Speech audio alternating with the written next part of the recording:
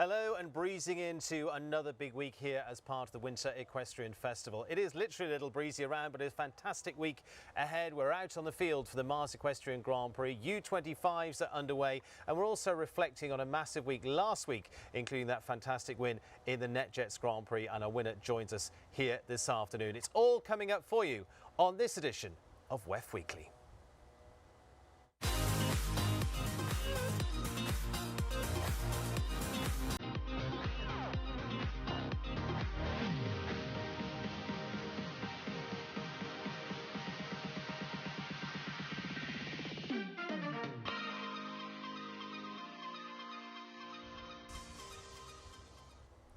Things are ramping up here in Florida, and the Winter Equestrian Festival is well in the swing now. Week 4 this week, and WEF is certainly building towards those massive weeks of competition coming up. Mars Equestrian 4-star this week, and our thanks to Mars once again. Sponsorship division of Mars Incorporated as well. They're linked between those iconic brands and the equestrian community as well, supporting world-class competitions across all disciplines. And our streaming each week is brought to you by Dog Technologies. Dodd, with fantastic experience in the sporting world, over 40 years of a family-owned company, and in every discipline and sport, from the NBA through to the NFL to IndyCar and the World Cup finals.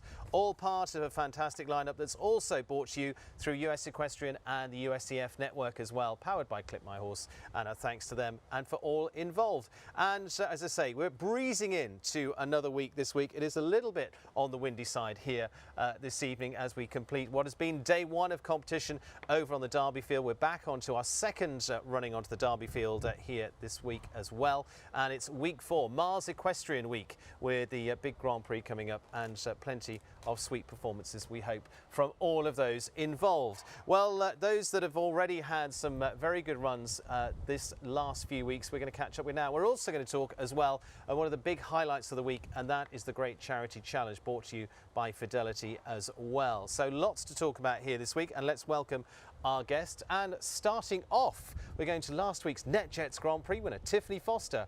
Still, I hope, on a high. Of course, you know, NetJets, we're flying high. And we're talking Great Charity Challenge with Kelly Arani. Kelly, with a big role here this week. Yeah, it's going to be a big week. Great Charity Challenge is always the biggest Saturday night of WEF, which is awesome, and we're hoping it's even bigger and greater this year. Well, I hope it is. And a lady who's been part of that before, Elena Haas, joins us for the very first time. Elena, you've been having a super start to the season. Thank you. It's been really fun to be here. Really glad. Good start today. Thank you. Yeah, the horses have been jumping great on the Derby field. We had beautiful conditions, so hoping for a good week. Excellent. We're looking forward to that. We're going to start off by chatting to you, Tiffany, and reflecting on what was a big week and the first 4-star under the lights, the first real serious week of competition here. The crowds were in here, packed in. It was a lot of atmosphere going on. It was a terrific lineup. It was a lady rider 1, 2, 3 from that point of view. Let's remind ourselves of those as well, with Tiffany Foster, of course, taking the #1 spot, and Luciana Lossio into the 2nd place there. Tiffany with Battlecry, beating them all off as the last to go into that jump off as well, with a fantastic finish for her, following up from what was a very, very good run in 2023, and we're going to talk more about Battlecry in a few moments' time. But down to the wire, as you can see, time to beat at this point was 40.07. She squeezed it out just under that. Luciana Lossio, who's been a World Cup winner before now in Brazil, and again a very solid start to the season with Lady Louise, is one that certainly you should have kept an eye on, because she's been jumping very consistently all season so far. Yes, we're in the early days, but she delivered once again with a superb performance to finish 2nd. She was holding the lead for a little while, but they were coming thick and fast, and including a young rider from France, Nina Malavé, with the Rain family's Cartier SR. This superb grey, and the fantastic young rider who's again just really starting to get her feet on the world stage. Had a really good run in 2023 on the likes of the Global Champions Tour, and now has translated that here to Wellington as well. Tiffany, we go to the winner. Let's go to that. But the two other ladies made it a little bit harder for you. Yeah, you know, I think it's been really interesting to watch. Sometimes the WEF order has been, or the jump off, or the first round order of the Grand Prix has been dictated by the WEF. Yeah. So it's been interesting to sort of see how the courses play out, and when some of those big guns that are pre-qualified have to go first and early. It's kind of nice because we get to watch them, and then you get a few more clear rounds later as you go. So having Ben Mayer lead off the jump off, you know, you always watch Ben and think, okay, that's definitely the time to beat, you know, always so stylish and so fast. And he had such a beautiful round there on Faltic. So it was interesting to watch them, and then, you know, Cian O'Connor comes out, and then us girls came out. And they were nowhere to be seen. And got it done, and got it done. Let's take a look at your jump-off round, Tiffany, to give you a chance for the first time to talk this through as well. And tell us a little bit about Battlecry after this as well, but talk us through the strategy here. So he's got a massive stride, and he's a really competitive horse, and he seems to really love atmosphere. There's so many people here, so he was definitely in gear. It was easy for me to get that first 7 because he goes a little right, big stride. And what I think was quick through that turn there was I was actually a bit over to the right, so I did forward numbers, and then I was easily in for the 6, which I think was a bit of a struggle for most, but again, the right drift kind of helped. And then same thing here, set up the plank, landed, and I was a bit outside everyone's path, but on a big gallop stride. And I think I was kind of matching their number, but I was obviously not really counting at that stage. Looked back later and saw that I was matching the number. I was just so wide because of my little right drift that it was quite fast. It worked. It worked fantastically. It's been an amazing 12 months for you as well. You put your first 5-star Grand Prix together last year, literally on home ground in Langley. Yeah. That was pretty special because that's basically where you learned to ride. No, 100% where I learned to ride. You know, I was a working student for Brent and Laura Beliski. I worked for Thunderbird, you know, starting when I was 13 years old. You know, Diane Tidball and the legacy that they left behind, and you know, she was so great and generous with me while I was there. That whole family's always supported me so much from when I was so young. And literally there were some years that was like the only show I went to was Thunderbird over and over and over again. So I think to go back and be able to do that there, it was like this really sort of emotional full circle moment for me, and you could just feel, you know, everyone there, how happy they all were and how exciting it was, and I was really thrilled to be able to do that. It was pretty emotional. I was commentating the class, so it was pretty emotional from that point of view from my side. Totally. Look, and have a little look at the head-to-head as well from Saturday night. To say Luciana Lossio was the lady that was taking a good shot at you from that point of view. You've talked there where you think you squeaked it, but it looks like you had a good start early on as well. Yeah, I did. That 7 for me, she did 8, I did 7 to the wall. Again, here I'm on the outside path going, you know, moving well. Her horse is a really quick jumper and a good quick mover, and you can see it doesn't spend a lot of time in the air there, kind of squeaked over those 2, which takes obviously less time. And I think we were pretty matched by about this stage, and then, like I said, my horse on the outside path on a big gallop was able to just sort of keep rolling down there and just clinch it at the very end. There we go. And talk to me a little bit about Battlecry, because it's teamed I up love between. him. Well, How long do you have? Yeah, okay.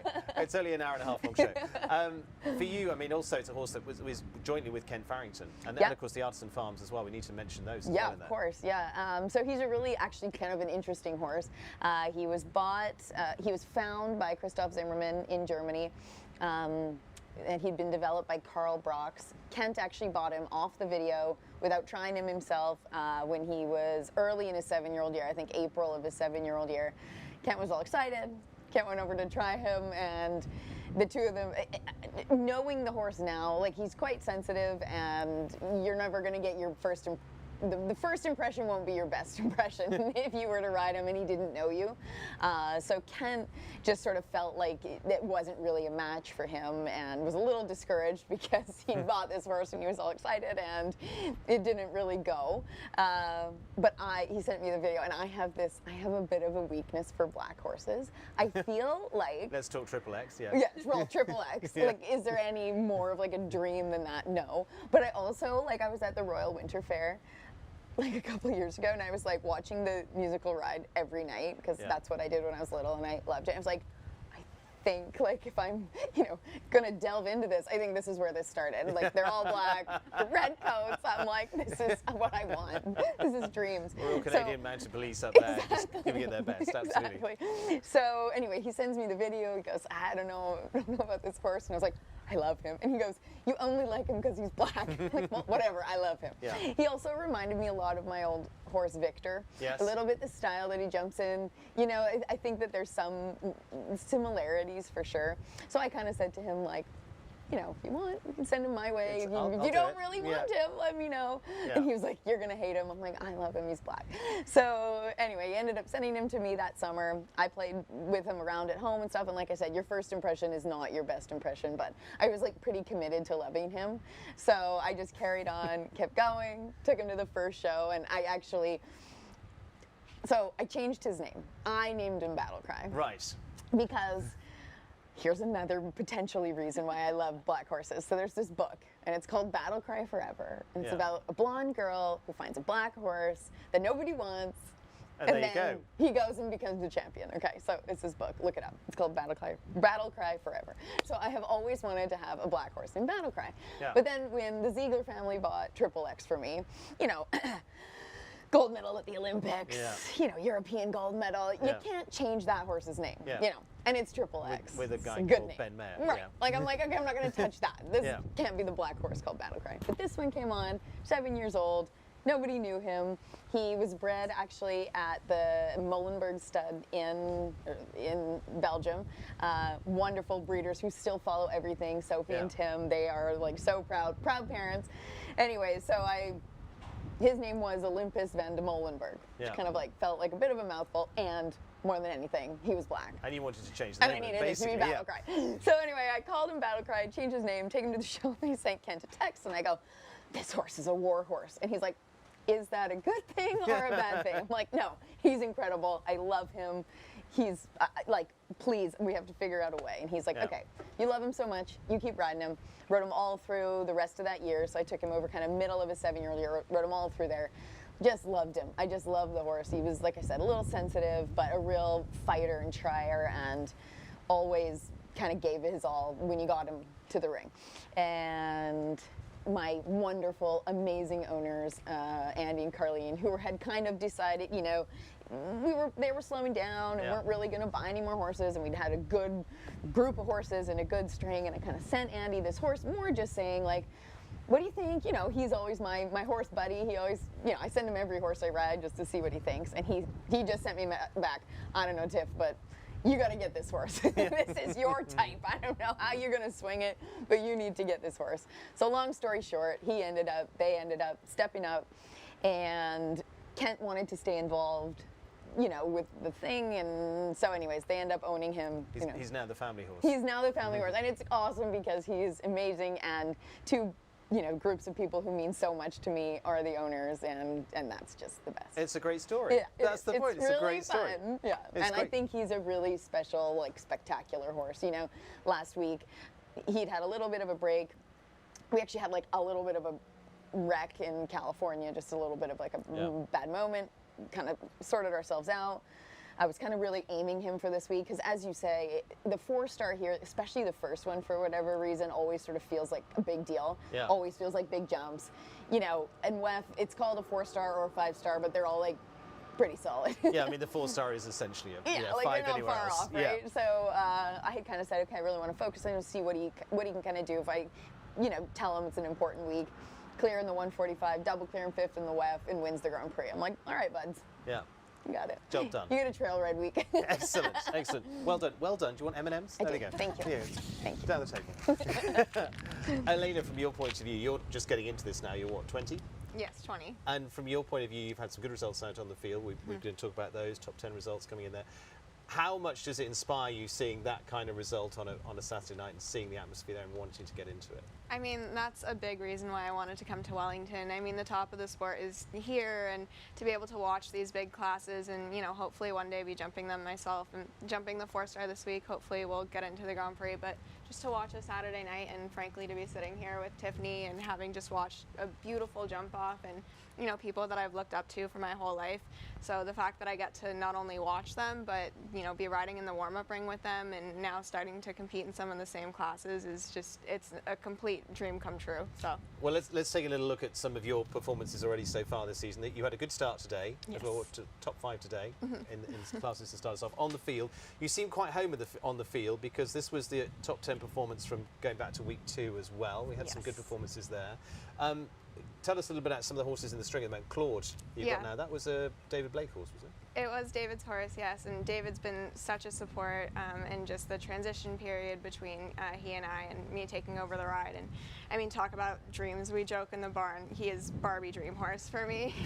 Like, if you could ask me everything I would want in a horse for myself, that is Claude. And I was joking too with my groom Rachel, who takes care of him, that we very much have the same personality. He's quite a perfectionist and definitely just needs to take a little bit of a breath and relax, but I think that's definitely served us, and it's been really amazing just the last month. I feel like our partnership is starting to develop quite nicely, and I think he's starting to trust me more and I'm trusting him a lot. And I mean, it sounds silly to say, but this horse really is my best friend. He's just such a dream to ride, like I said, and it was really exciting last week. Both my trainer Andrew and I were clear in the Grand Prix, and it was the first time that's happened for us in a 3-star. And again, just to be jumping in these classes is a dream come true in itself. And Claude he really never wants to put a foot wrong. He just tries his best, and he's really, really a smart horse too. If he ever makes a mistake, he just comes back the next time and corrects it. And it's such a privilege to be able to ride him. And yeah, I feel really lucky for that one. Yeah, it's a great way to start off. Tiffany, your younger days of getting involved in that, how did it feel for you coming into the sort of the big WEF classes for the first time? Yeah, I mean, I gotta go back in the annals here because it's been a minute. Like I said when they were asking, like, is this your first WEF Saturday Night Lights win? I was like, yes. And I've been doing this. Like, I've been doing this a lot. It's not like I've just done this a couple times. Like, I've been doing it.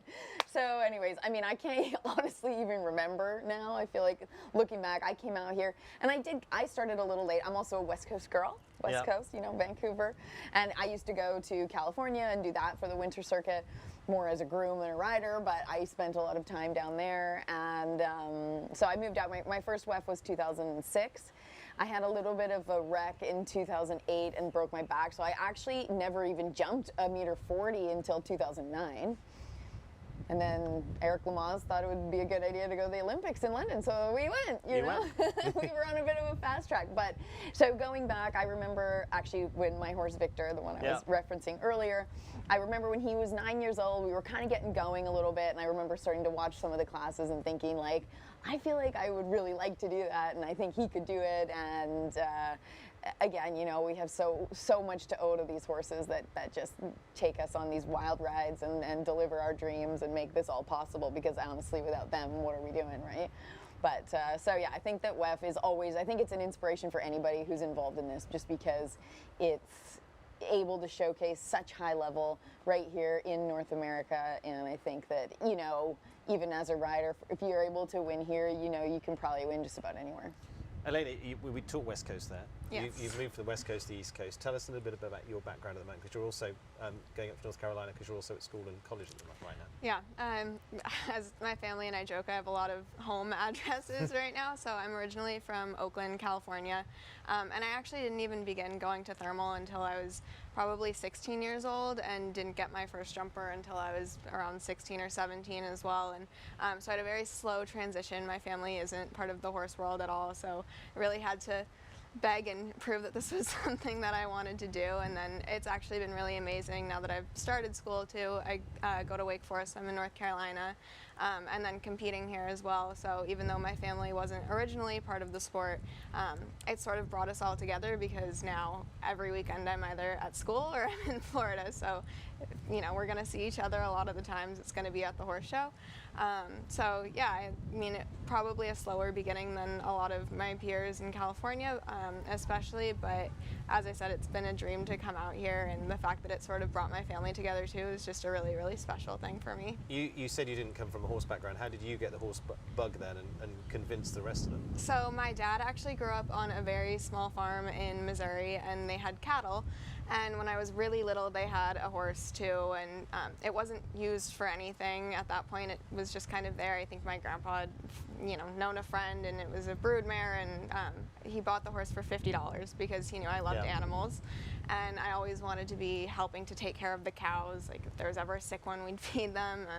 And I just saw the horse, and I loved it so much. And my dad started just putting me on for pony rides, and I begged and begged to go start taking lessons. It was a complete chance that I ended up at an English barn. There just happened to be one about 10 minutes from my house, and yeah, they threw me into every other sport. I played softball, volleyball, basketball, tennis. I'm sure I'm missing a few, but all I really wanted to do was ride. So when I was maybe 7 or 8, they finally just let me go full swing with that. That's great. Yeah. See, you get the bug wherever it is. Yes. For you, it's, you know, again, you got it back in British Columbia. Kelly, for you, where did it start? It started with my mom and her sister. They got the bug kind of like you did, and then for me it ran in the family, which was nice. So my mom grew up as a junior professional in the Carolinas and Atlanta, and then passed it on to us, obviously. So we kind of did the business with the family. She was also Laura Kraut's right-hand man growing up, so she was very involved. That's quite a good place to be involved in. She saw the sport at the highest level also, so she had that experience. And then, like I said, my 2 younger sisters also ride. We did the business, Marigot Bay Farm ourselves, and then I was passed on to Shane Sweetenham when I really started the jumpers, and was with him for 8 years, and he got me to this level here. Which is awesome as well. So Yeah, it started with the family. As well as we're going to talk GCC in a moment. You were out competing in Europe last year. You've had a fair background. Yeah, I was with Shane Sweetenham for 8 years, and then I decided to go to Europe with Laura Kraut and Nick Skelton. I lived there for 6 months, which was absolutely incredible, based in Holland and competing everywhere, which was a ton of incredible experience. And then just moved back with my now fiance, and we're running Marigot Bay Farm together now. So it all comes around full circle. Looking forward to that. Exactly. Well, let's talk a little bit of youth in the sport as well, because we're taking a look at the U25 series, the Brain Juice U25 series. We've had 1 week already. We're into week 2. It runs in various stages throughout the Winter Equestrian Festival. We've got the team competition this week, but that's how it sits after the first competitions on week 2. That was Alexa Lignelli with the most points at the moment, Natalie Jane in 2nd, Ireland's Frances Derwin in 3rd, Sophia Cady after that, and Scott Hodges Jr. for our top 5 as well. And so also, of course, the series for those competing throughout the Winter Equestrian Festival, with the final on week 11, is the MS 150 Classics 2. That's also been a consistent part of the offering here at the Winter Equestrian Festival. How's that faring so far? Well, we saw a little turnaround, and Alison Robitaille was leading last week. It's all switched around now. Cian O'Connor is at the top at 126 points. Jad Dana, super start for him as well. Of course, riding with the Leslie Howard stable there in 2nd. Molly Ash-Corley in 3rd. McLean Ward in 4th place at the moment. And Amy Miller, the Canadians, are making an impact again in the top 5 there. So that's how the U25 and the MS 150 are sitting at the moment as well. Looking forward to seeing those this week. Of course, the MS 150 on the grass this week on Sunday. Grand Prix is actually going to be on Saturday, that Mars Equestrian Grand Prix, Saturday afternoon. And why is that? Well, because we have the Great Charity Challenge on Saturday night, which brings me neatly to Kelly from that point of view. You've got a big role. Explain to us your role in the Great Charity Challenge. So I'm the event and marketing director. Yeah. This is my 3rd year running it with Anne-Caroline Belton, who's been doing it for 14 years. She is a lot of the reason behind how successful it is today. She's like Superwoman. I'm trying to be like a portion of what she is. But it's awesome to do it together, and it's not a one-man job anymore. It's such a big night, and we raise so much money. We've raised $19.4 million and donated that to 318 organizations thus far. We're going to get over 20 this year, and the big goal is 2 million this year. We aim to raise $1 million every year, and this year me and Anne-Caroline were like, we're just going to be crazy, and we're going to say 2 million. Yeah, just do 2. It's fine. Yeah, but it's one of the most incredible nights, and it mixes up. The Saturday night lights are incredible, and you get to see the top of the sport, and then you get something like this that really brings the entire community here. We get a lot of the public here every Saturday night, but Great Charity Challenge is always the biggest night of the Winter Equestrian Festival, and it really brings the community and just mixes it up, something different. The costumes, the organizations here, a lot of people that would never see it get to come and be here for the night, which is awesome. And it's great. I mean, all the charities are involved, fantastic, and a lot of them, it's pitched locally, if you like. Yes, it's only Palm Beach County. Yeah. The funds, 75% of the funds they receive have to stay in Palm Beach County. So it's very specific, very direct, but we benefit everything from veterans to dogs to child counseling to the Wellington Public Schools, everything. So We a got wide the range. library this year. Yeah. Colleen Ziegler is a huge, donor and Yeah. contributor, and she loves to read. And she was like, "We got the library. This I is know. amazing." Brilliant. We have 2 libraries this year. We're like, this is the year for libraries. Tiffany, you've done this before. I have. You've led a team, and I think you've been on a team I as well. have, yeah. What was I've your done it. theme that year? I don't know. There was definitely. I've done it a few times. I've done it several times. I remember one was like some sort of like rainbow bright. There's a lot of rainbows. Yes. I remember that. It's all a blur, but we did it. And for you, Elena, you were on the teams last year as well. I did it last year, not doing it this year. It was very fun. It's a great cause, and I'm very excited to be watching this year. What was last year's theme for you?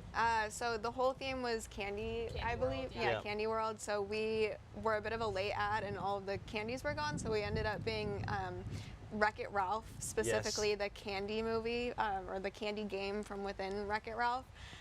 So we had an actual Ralph who dressed up there. I was the little girl who drives the sports car, which was very fitting for the horse that I did. But yeah, it was a lot of fun to participate. Sugar Rush, I think it was. Yeah, it was Sugar called Rush. Sugar Rush from There that we point go. of view. For you, bit of fun to do, get involved in that, as you say. And the good thing is actually you can come along, support your friends, cheer them on, Yes. and actually just have a fun evening with it. Absolutely. Sure, people get very creative. And this year the theme is favorite TV shows. Yeah. So That'll be good.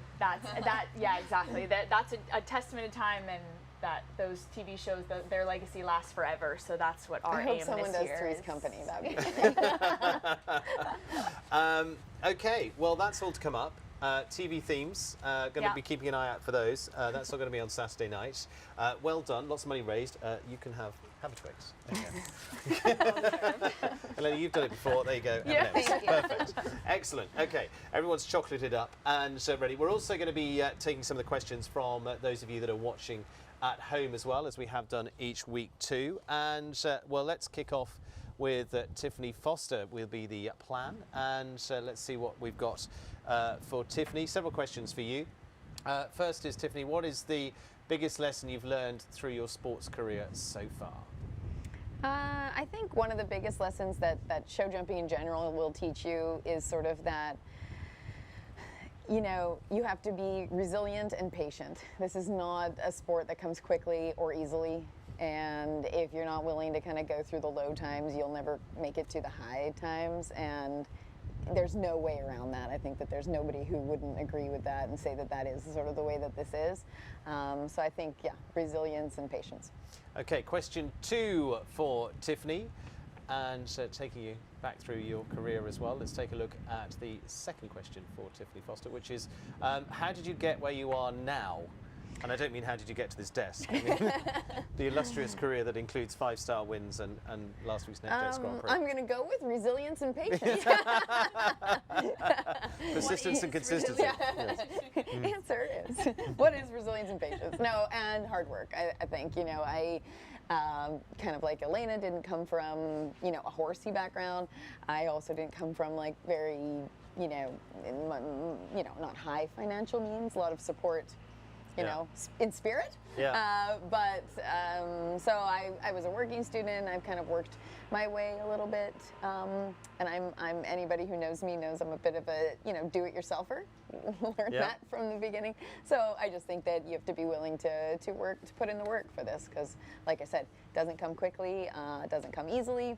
So you just have to be willing to put in the time and the work, and hopefully you get to a point where you can have the fruits of your labor. Roll your sleeves up and get stuck in. Exactly. Absolutely. Okay, Elena, we've got some questions for you as well. Let's take a look at your questions of what we've got. If you could choose a horse from any rider in the world, which one would you choose, Elena? What have we got from you? Which horse would you go with? I think I'd have to go with Explosion. I mean, Ben does such a beautiful job on any horse, but that one particularly just looks like so much fun to ride. I mean, it's such a machine, and as I said, yeah, he does an incredible job. But if I had to choose one, I think I'd have to go with Explosion. He does quite a lot to be. He's quite a lot of fun. Yes. Yeah, there's a lot there. There's a lot under the bonnet. Yes, quite a lot. Okay, let's take a look at question 2 for you, Elaine, as well. Are you liking your choice to move over here to the East Coast? We've covered this a little bit and train with Team Wells, but you can go a little bit deeper with this one this time as we turn to you again. Yeah, I honestly can't imagine being anywhere else. I'm very far from home now between school and being out here in Wellington, and for sure it's a dream to be here, but it's also a very big culture shock in coming from California and just a different sort of background and different group of shows and everything. And Andrew and Alex Wells and honestly the entire team, our barn managers, our grooms, have just been so welcoming. And I say it, but I really do feel like I've gained a second family coming out here, and we'll have, you know, family dinners when I get back from school, and that also just helps to give me a bit of a sense of normalcy since I am so far from home. But I mean, I really have no complaints. I get to be riding some incredible horses right now with, you know, trainers that I know really believe in me and just more than anything want the best for me as a person, regardless of results, and are willing to support me in any way that they can. And they've got wonderful daughters in Anderson and Adeline, so I love to play with them and just kind of, you know, it reminds you of what's important in life. And maybe you didn't have the best round, but you get to come home and play with some girls who are just so excited to show you their pony. So I think it's just a really good reminder of, you know, why we all started in the first place. Like, we all just at one point loved to go see the horses, and so I really do feel like I've gained a second family, and you know, it's a dream come true to be in Wellington and starting to, you know, jump at the higher levels, and so just it brings some balance to my life. And yeah, I couldn't imagine being anywhere else. I have so much love and admiration for the entire team there. So excellent. It's been a great start, and as you Yes. say, it helps keep everything grounded as well. What's important Completely. in there, and it's been some good results. Kelly, let's talk your questions. We're obviously going to focus on GCC at this Yeah. point. What do you see the GCC achieving in the next 5 years? Well, we've had incredible growth over the last 5 years. Like I said, our goal this year was 2 million. You're going to have to come Saturday night and find out if we reach that goal. Dun, dun, dun. Anything helps to help us get there, exactly. You can visit greatcharitychallenge.com to add to that and help us reach that goal. But yeah, I think the biggest thing is, like we kind of said before, connecting the community with this community. We all come in for the winter, and everyone that lives here and serves this community and the more vulnerable in this community, we kind of just show up and are the outsiders. And I think this night brings us all together and really connects us to what they're doing in the community and connects them to what we're here doing. And so many of these people are so generous and willing to also benefit them and the populations they're serving. So I think it's a really, really cool connection between the two. And over the next 5 years, I think a lot of new partnerships is really what we're trying to promote. We've had a lot of long-lasting donors and sponsors come to us with one thing that they're really, really passionate about, and we are able to connect them with the people in the community that do just that and serve those people and populations. So being able to point those people in the directions they're really interested in. We've had some long-lasting partnerships that are just absolutely amazing, and they give to those organizations every year, and it's absolutely life-changing. So I think over the next 5 years, a lot more partnerships is really what we're aiming for. Excellent, good. And I think we have one more for you as well. Kelly, from that point of view, let's take a look at that. And I think we've answered a little bit of this. Yeah. How much do you think GCC bridges the reach between WEF and the local community? And I think a little bit of taking that on of actually in terms of introduces people to the sport here of exactly what we saw last week. Exactly, yeah, for sure. It brings everyone here, introduces them to the sport.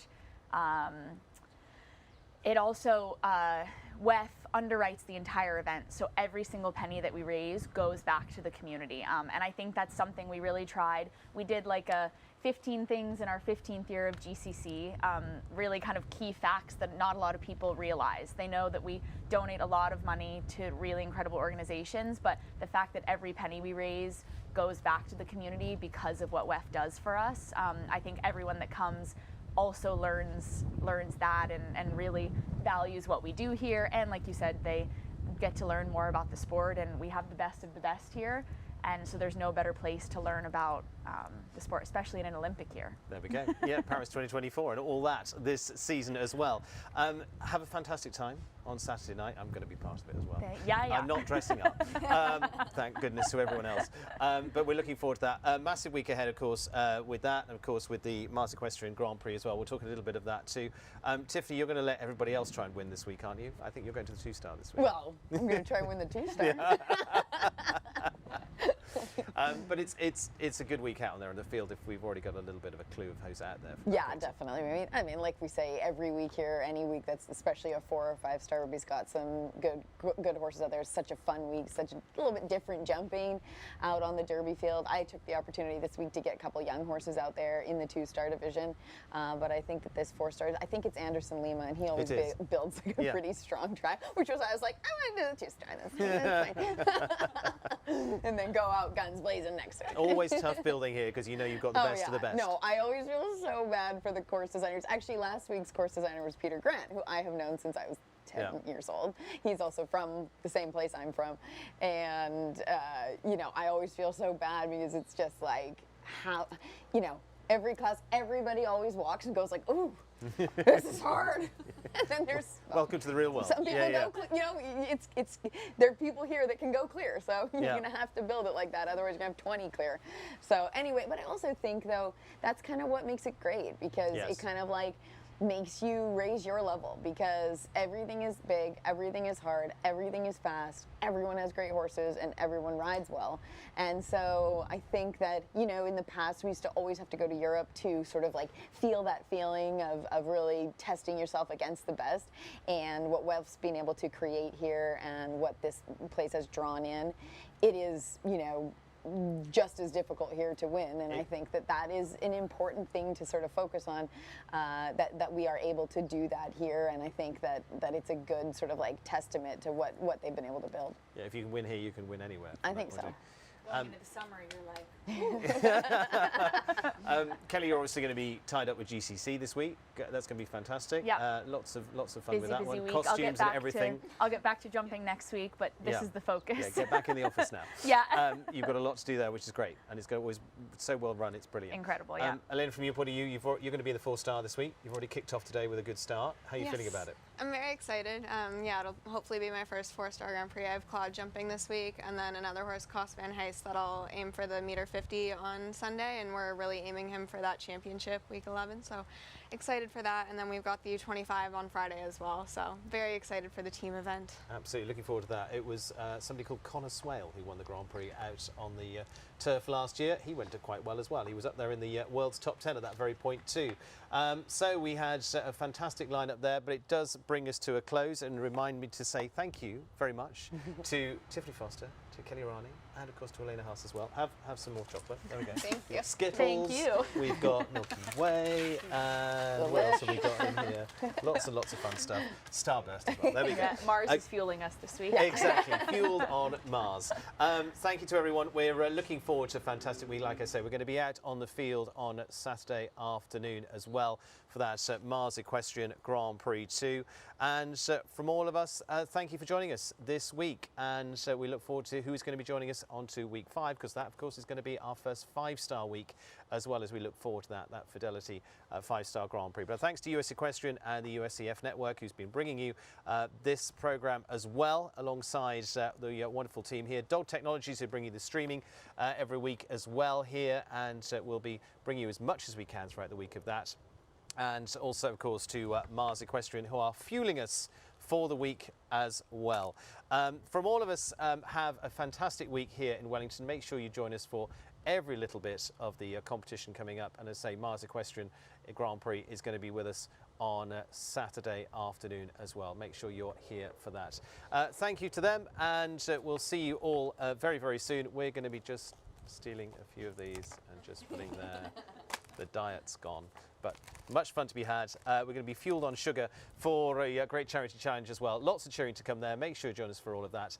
For now, for WEF Weekly, it is goodbye and see you later on into the week.